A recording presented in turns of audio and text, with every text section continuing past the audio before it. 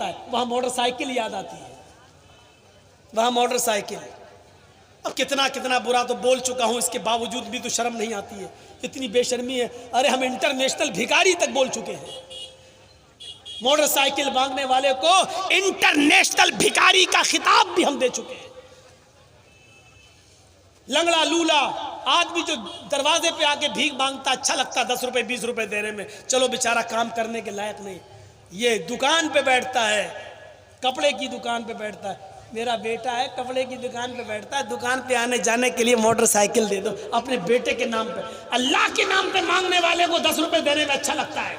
और बोलो जो अल्लाह के नाम पे मांगे वो बड़ा भिखारी है, या जो अपने बेटे के नाम पे मांगे वो बड़ा भिखारी है? काबे के रब की कसम खा के कहता हूं, मैं अल्लाह की कसम खा के कहता हूं, हमारी नजर में 10-20 रुपए वाला भिखारी इतना बड़ा नहीं है। अल्लाह की कसम ये इंटरनेशनल भिखारी है जो अपने बेटे के नाम पे मोटरसाइकिल मांगता है, ये उससे बड़ा भिखारी है।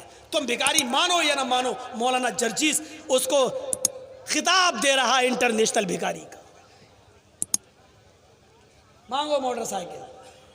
और हमें ज़रूर बता दिया करना मौलाना साहब, इस लड़के की शादी हुई थी, इसने मोटरसाइकिल मांगी थी, तो मैं उसके मुंह पे कहूँगा अच्छा यही है इंटरनेशनल भिखारी।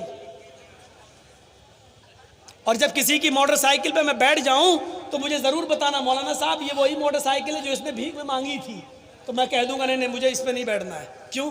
अरे तू खुद भिखारी है तो मुझे क्या बिठाएगा, तेरे पास तो बिठाने के लिए कुछ है ही नहीं। तेरी साइकिल पे चला जाना गवारा कर लूंगा, लेकिन भीख में दी हुई मोटरसाइकिल पे बैठना गवारा नहीं करूंगा। लेकिन मालूम होना चाहिए कि भीख में मिली है, जहेज में नहीं बोल रहा हूं मैं, भीख में। जहेज का लफ्ज आप लोगों ने ईजाद किया है, हमारी नजर में भीख है वो। चाहे वो मौलवी मांगे, चाहे जर्जीस मांगे, चाहे आप मांगे, चाहे जो भी मांगे। मदरसों के लिए आप जलसे कर लेते हो, हर साल जलसे में इतना चंदा कर लेते हो, मेरी समझ में नहीं आता है जहेज के खिलाफ कमेटी क्यों नहीं बन पाती आपकी। मस्जिद की कमेटी बन जाती, मदरसे की कमेटी बन जाती। अभी कोई लड़का कोई लड़की लेके भाग जाए, पंचायत बैठ जाएगी, क्या सजा होनी चाहिए। गांव के सरपंच बैठ जाएंगे, क्या सजा होनी चाहिए। फला अच्छा लड़की को लेके भागा, अब वो लड़की का बाप कह रहा मेरी लड़की कहीं मुंह दिखाने के लायक नहीं। पंचायत फैसला कर रही है, 2 आदमी 5 आदमी इधर से बैठ गए, 5 आदमी इधर। अब पंचायत फैसला कर रही है, क्या कर रही है, 4-5 लाख रुपए दे दो। या दूसरा फैसला क्या कर रही है, चल अब अपने लड़के की शादी उसी लड़की से कर। आए पंचायत में ये फैसले करने वालों, तुम्हारे यहाँ जब लड़का लड़की लेके भाग जाता है उसकी पंचायत बैठ जाती है। तुम्हारे समाज और सोसाइटी में एक नौजवान लड़का शराब पीकर रास्ते में पड़ा रहता है, माँ बहन की गालियां बकता है, पंचायत कहाँ चली जाती है। उस शराबी के बारे में कोई पंचायत क्यों नहीं बैठती है, उस शराबी का सोशल बाइकाट क्यों नहीं किया जाता है, वो शराबी तुम्हारे मुआशरे और समाज में क्यों रहता है, क्यों पनप रहा है। जो चीज़ तुम्हें पसंद आती है तुम उसकी पंचायत बिठा लेते हो, और जो चीज़ में तुम्हारी औलाद खुद मुलव्वज़ है उसकी पंचायत नहीं। यानी जो तुम्हारे पसंद मन में आए उसकी पंचायत करोगे, और जो तुम्हारी मर्जी में आए उसकी पंचायत नहीं करोगे। ये शरीयत है, कोई किराना मर्चेंट की दुकान नहीं, परचूनी की दुकान नहीं। जो पसंद आए वो ले लो, और जो पसंद ना आए उसको छोड़ दो। शरीयत है, अगर लड़का लड़की लेके भागता है उसकी पंचायतें जुड़ती हैं, तो शराबी लड़कों का सोशल बाइकाट होना चाहिए। न कोई उसको लड़की दे ना उसकी लड़की ले, ये पंचायतों में ये तय होना चाहिए, उसका सोशल बाइकाट होना चाहिए। हमारे समाज में मुआशरे में लोग नमाज नहीं पढ़ते और अजान हो रही है, और बेनमाजी हमारी आंखों के सामने टहलते। पंचायत और गांव के सरपंच कहाँ चले जाते हैं, उनके खिलाफ मीटिंगें क्यों नहीं होती हैं। जबकि बेनमाजी के बारे में शरीयत कहती है कि बेनमाजी अगर शादीशुदा है, अगर वो नमाज शादी से पहले पढ़ता था और शादी के बाद अगर उसने नमाज पढ़ना छोड़ दिया तो उसकी बीवी उस पर हराम हो जाती है। शरीयत कहती है कि ये निकाह बातिल हो जाता है। वो तलाक दे या ना दे, औरत किसी नमाजी औरत के आदमी के साथ निकाह कर सकती है। जहां शरीयत ये हुक्म देती है उसके लिए कोई पंचायतें आप नहीं बिठाते हो। लड़का लड़की लेके भाग जाए तो पंचायतें बैठ रही है, शराबियों के खिलाफ कोई पंचायत नहीं बैठ रही है। कहाँ चला गया हमारा समाज, कहाँ चली गई हमारी सोसाइटी। अपने अकल के नाखून लो और सोचो। वो औरत कहती है, फिर बात में बहक गया, कहती है अल्लाह के रसूल, अल्लाह के नबी ने क्या कहा, महर बताओ देने के लिए क्या है, क्या दोगे महर, कुछ है? कहने लगा नहीं मेरे पास कुछ नहीं है। अल्लाह के नबी ने कहा एक बार अपने घर चले जाओ और देख कर आओ।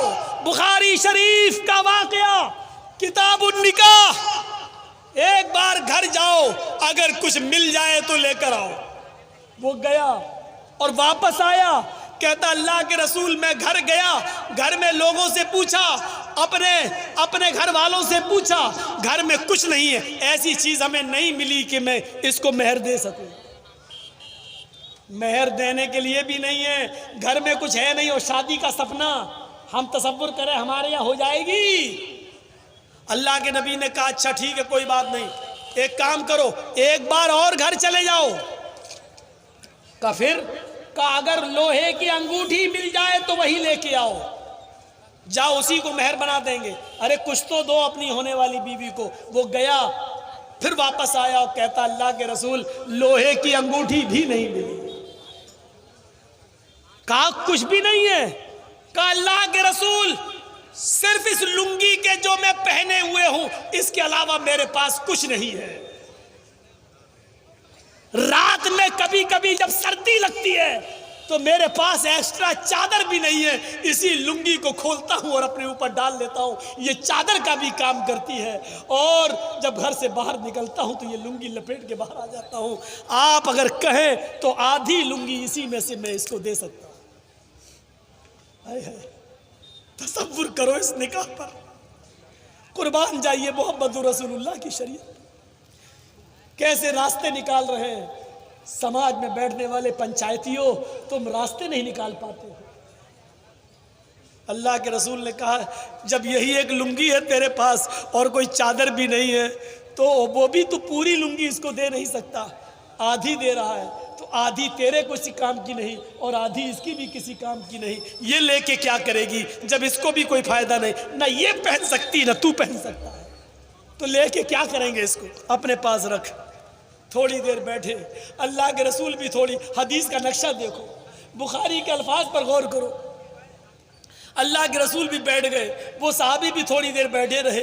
जब उन्होंने देख लिया कि मेरे पास कुछ नहीं है मेहर, तो ये सोच कर उठ गए कि अब मेरा निकाह नहीं हो सकता है, तो चलने लगे। किसी से कुछ नहीं कहा, उनकी आंखों में आंसू आ गए और उठ के चलने लगे। अल्लाह के नबी ने उनको जाते हुए देखा, घर के दरवाजे से निकलते हुए देखा तो कहा इधर आओ। वो पलटे, क्या बात है, इधर आओ। कहाँ जा रहे हो? कहा अल्लाह के रसूल जा रहा हूँ, कुछ कमाऊंगा, घर में और भी लोग हैं उनके लिए मेहनत मजदूरी करूंगा, जब मेरे पास कुछ नहीं है तो निकाह नहीं हो सकता है। आपने कहा बैठो मेरे पास। अल्लाह के रसूल ने कहा चाहिए बताओ तुम्हें कुछ कुरान याद है, कुरान कुछ याद है तुम्हें? उसने कहा हाँ अल्लाह के रसूल ये सूरत ये सूरत ये सूरत ये सूरत। उसने 4-5 सूरतों के नाम गिनाए। अल्लाह के रसूल ने एक और सवाल करा, ये सूरतें तुम्हें याद हैं? कहा हाँ। आपने फिर एक सवाल किया, क्या तुम इसको बिगैर देखे पढ़ सकते हो, यानी मुंह जबानी याद है, हिफ्ज़ है ये सूरतें तुम्हें? उसने कहा हाँ अल्लाह के रसूल देख कर नहीं बिगैर देखे पढ़ सकता हूँ। अल्लाह के नबी फरमाते हैं इतनी बड़ी दौलत तुम्हारे पास है और तुम कह रहे हो मेरे पास कुछ नहीं है, ये सूरतें तुम बिगैर देखे पढ़ सकते हो? हाँ। फरमाया क्या ये सूरतें तुम इस औरत को याद करा सकते हो, अपनी बीवी को सिखला सकते हो, इसको याद करा सकते हो? फरमाया हाँ मैं याद करा दूंगा। फरमाया आए औरत, तेरे होने वाले शौहर के पास मेहर देने के लिए कुछ नहीं है, लेकिन जो सूरतें उसको याद है वो तुझे याद करा देगा। क्या तू कुरान की उन्हीं सूरतों को अपना मेहर मानने के लिए तैयार है? क्या इसी मेहर पर तू निकाह कर लेगी? कहने लगी अल्लाह के रसूल जिस औरत के निकाह में कुरान की सूरतें मेहर बन जाएं, उससे ज़्यादा पाकीज़ा और बाबरकत निकाह किसका हो सकता है? मैं तैयार हूँ। अल्लाह के रसूल खड़े हुए और खुतबा निकाह पढ़ाया, खुद उसके वली बन गए और खुतबा निकाह पढ़ा के कहा जाओ अपनी बीवी को ले जाओ, जाओ अपनी बीवी को अपने घर ले जाओ। मेरे भाइयों, न बारात का पता चला न मोटरसाइकिल का पता चला, न हल्दी मली गई, न उबटना मला गया, न आतिशबाजी छूटी, न लड़की वालों ने को किसी ने बुलाया कि आओ हमारी बेटी की शादी है। अल्लाह के रसूल ही उस लड़की के बाप बन गए, उसके माँ बाप कोई था नहीं, इसलिए काजी वली बन गया। आपने निकाह पढ़ाया और खुद उस लड़की के बाप बन गए और आपने उस लड़की की रुखसती उसके साथ कर दी।